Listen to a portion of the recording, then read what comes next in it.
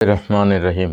বাংলাদেশ জাতীয়তাবাদী দল বিএনপির প্রতিষ্ঠা বার্ষিকীতে দেশবাসী, শুভেচ্ছাদায়ী ও দলের সকল নেতাকর্মীদের আন্তরিক অভিনন্দন। শহীদ প্রেসিডেন্ট জিয়াউর রহমান এই জাতীয়তাবাদী দলকে গঠন করে বাংলাদেশের মানুষকে এবং গণতন্ত্রকে সুপ্রতিষ্ঠিত করার জন্য বহুদলীয় গণতন্ত্র কায়েম করে গিয়েছিলেন। আজকে এই দিনে শহীদ প্রেসিডেন্টকে জিয়াউর রহমানকে শ্রদ্ধার সাথে স্মরণ করছি, যিনি বাংলাদেশের উন্নয়ন, উৎপাদন, গণতন্ত্র তথা সহ অবস্থানকে নিশ্চিত করেছিলেন এবং শ্রম, মেধা, সততা দিয়ে তিনি তাকে রক্ষা করেছিলেন, সুরক্ষা করেছিলেন। বাংলাদেশের মানুষ আজকের এই প্রতিষ্ঠাবার্ষিকীতে তাকে শ্রদ্ধার সাথে স্মরণ করছে। তিনি ছিলেন বাংলাদেশের জন্য একটা আশীর্বাদ স্বরূপ। বাংলাদেশকে তিনি যুদ্ধ করে স্বাধীনতার ঘোষণা দিয়ে, স্বাধীনতার ঘোষক, বীর মুক্তিযোদ্ধা, বীরোত্তম সহ বাংলাদেশের প্রেসিডেন্ট ছিল।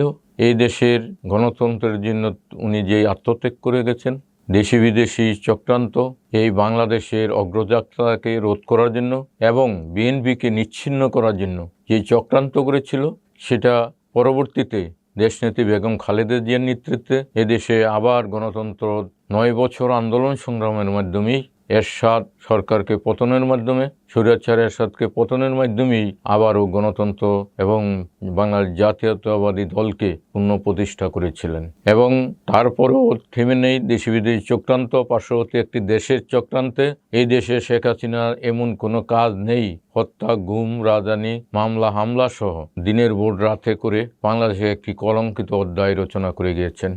রচনা করে সে এইভাবেই বিতাড়িত হয়েছে, যুগ যুগ ধরেই বিতাড়িত হচ্ছে। তারপরেও এই বিএনপি যে নিচ্ছিন্ন করার চক্রান্ত করেছিল, ভারপ্রাপ্ত চেয়ারম্যান তারেক রহমান অসংখ্য নেতাকর্মীদের জেলে পুষে হত্যা, মামলা, হামলা করে যেই ধারাবাহিকতা করেছিল, তা আজকে নস্যাৎ করে দিয়ে আবারও এদেশের গণতন্ত্রের পথে আগামী দিন গণতন্ত্রের মাধ্যমেই বাংলাদেশ ভোটের অধিকার প্রতিষ্ঠার মাধ্যমে গণতন্ত্র প্রতিষ্ঠা হবে। সেই গণতন্ত্র প্রতিষ্ঠা হলে জিয়াউর রহমান যেই আঙ্গিকে দল গঠন করেছিলেন, সেটা মানুষ তার সুফল বহন করবে এবং তার আত্মার প্রতি আমাদের সম্মান দেখানো হবে।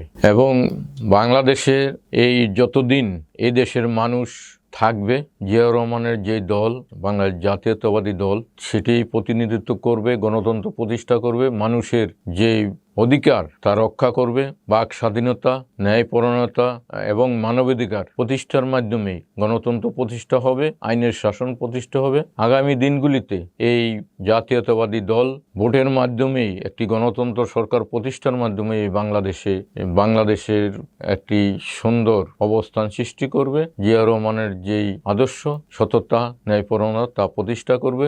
আজকের প্রতিষ্ঠা বার্ষিকীতে এই আমার আবেদন, দেশবাসী এই দলকে আবারও ক্ষমতায় অধিষ্ঠিত করে সকল চক্রান্ত বেড়াজাল ছিন্ন করে আবার সুন্দর বাংলাদেশকে প্রতিষ্ঠা করবে, গণতন্ত্র প্রতিষ্ঠা করবে এবং মানুষের যে ভোটের অধিকার সেটা আবার প্রতিষ্ঠিত হবে।